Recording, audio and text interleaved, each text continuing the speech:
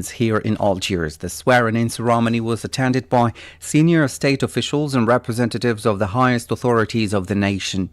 In his speech made during the swearing-in ceremony, the President of the Republic, Abdelmajid Tebboune, praised the people's trust following his re-election as President, thanking them for believing in the state's institutions. He also hailed the smooth running of the elections and the candidates' devotion to serving the people in addition to their respect to the state's institutions. وفي هذا اليوم الذي تبدأ فيه على بركة الله عهدة ثانية رئيسا للجمهورية الجزائرية الديمقراطية الشعبية، أن أتوجه من خلالكم إلى الشعب الجزائري العظيم صاحب السيادة بأخلص آيات الشكر وأسمى عبارات التقدير، وهو الذي حمى ويحمي بوعيه الوطني مسار ترسيخ شرعية المؤسسات وبناء دولة الحق والقانون من خلال الاستحقاقات الوطنية الدستورية. وبهذه المناسبة أود أن أشيد بالمترشحين السيدين عبد العالي حسن شريف من حزب حركة مجتمع السلم ويوسف أوشيش من حزب جبهة القوى الاشتراكية.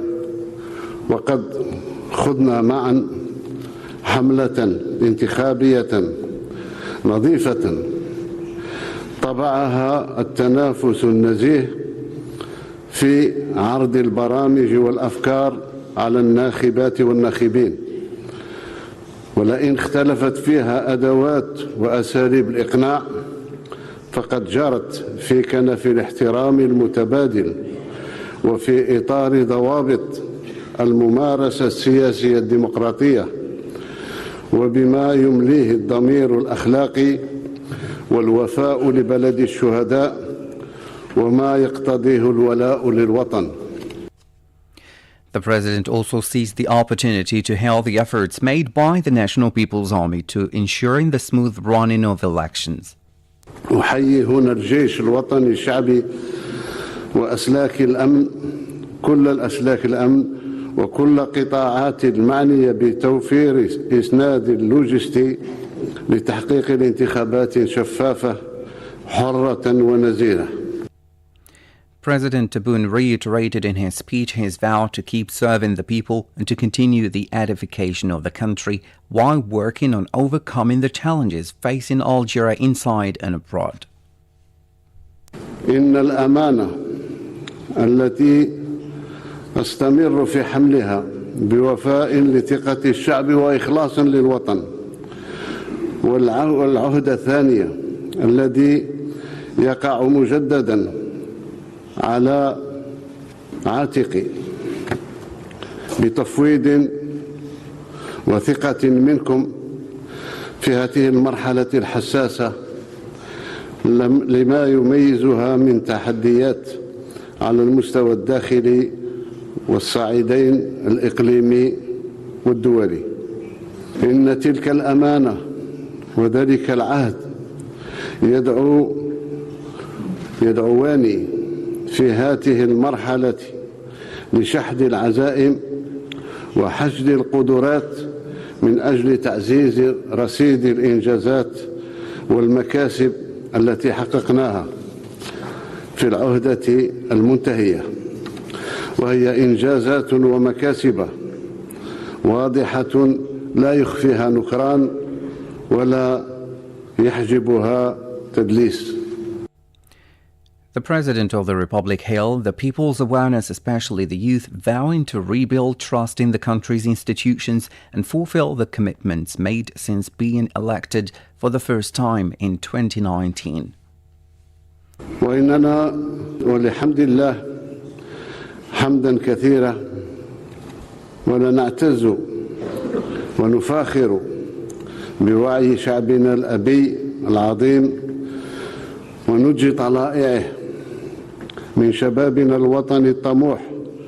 وقد اجتزنا ظروفا صعبة ودعتنا جميعا في ال5 سنوات الماضية أمام تحدي الانتقال بالجزائر المخدوعة والمنهكة نتيجة تفشي الانحرافات،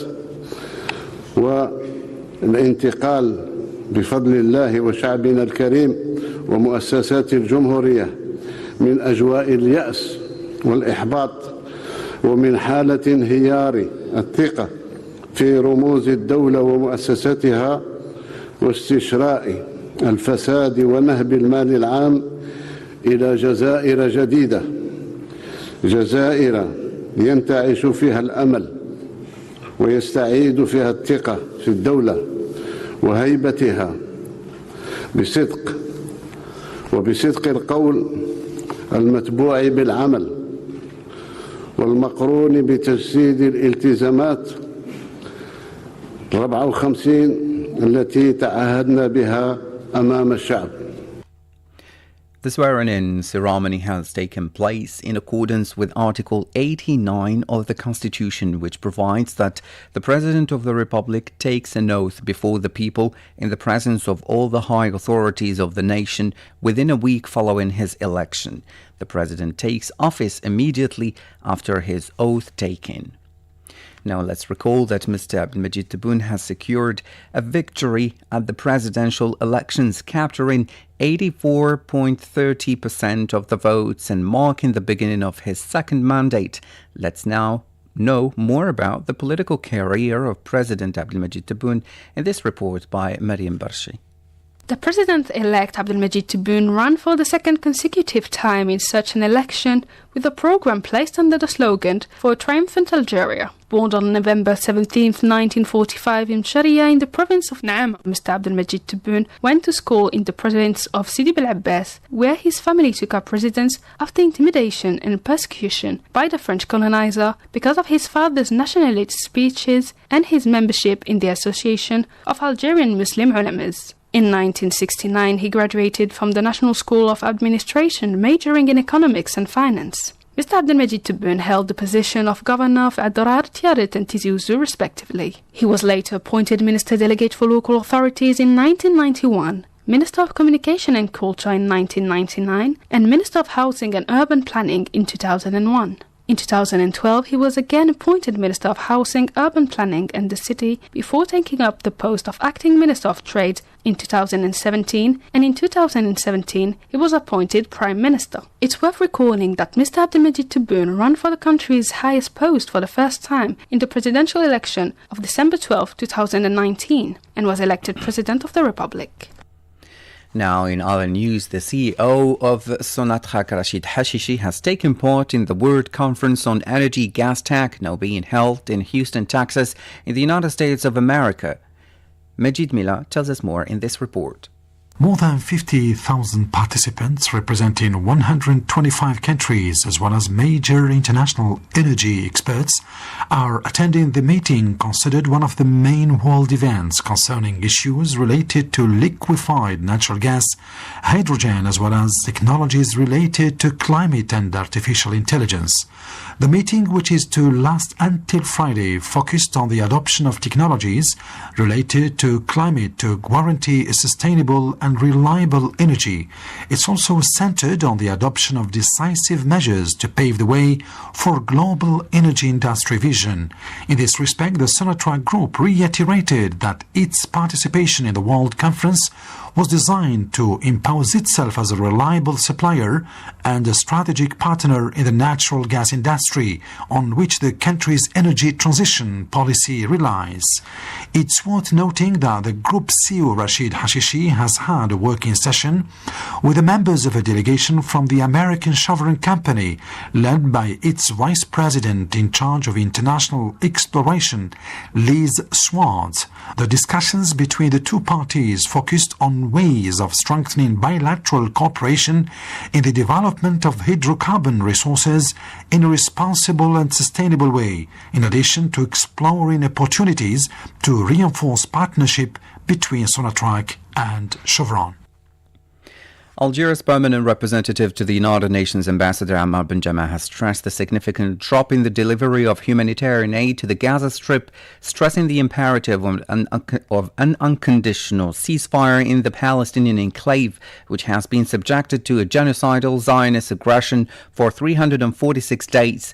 Mr. bin Jammeh was speaking at a Security Council meeting on the situation in the Middle East, including the Palestinian question, during which he said that the reality is that the delivery of humanitarian aid has decreased significantly since the adoption of Resolution 2720 in December. The stark reality is that daily aid deliveries have decreased significantly since the Resolution 2720 adoption last December.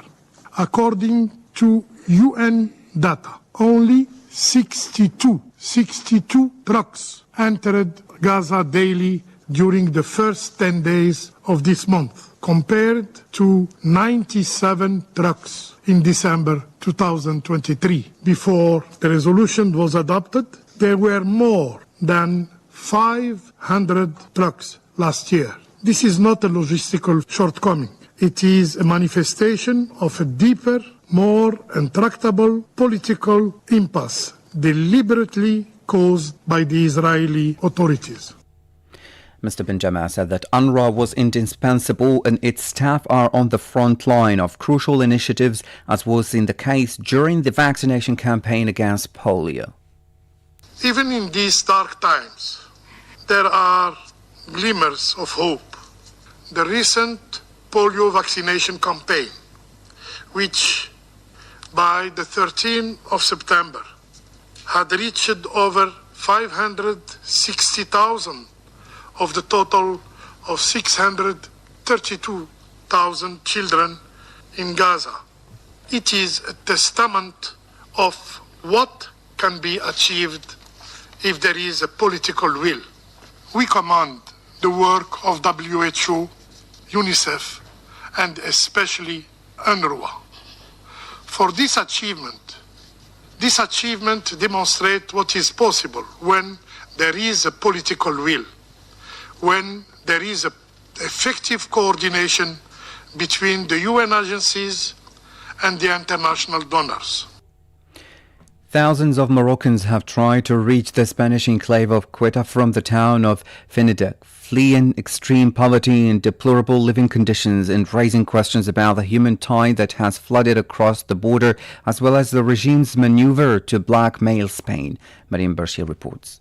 According to local media, many Moroccan families went to the land crossing point to look for their relatives and inquire about their fate, wondering whether they were in police stations, whether they had been sent to other towns, or whether they had managed to cross the border. The president of the Northern Observatory for Democracy, Mohamed Ben Issa, told the press that initial estimates put the number of Moroccans arrested in the security operation that followed the anonymous call for collective migration on September 15th to nearly 5,000, adding that most of those arrested were children, minors, and 20 years old. According to observers, the event was an attempt by the kingdom to put pressure on Madrid by using the underground migration issue to force it to accept its demands, even if they are contrary to international law. Morocco has already used the illegal migration threat against Spain when it welcomed the president of the Sahrawi Arab Democratic Republic to one of its hospitals in 2022, which provoked a crisis with Morocco,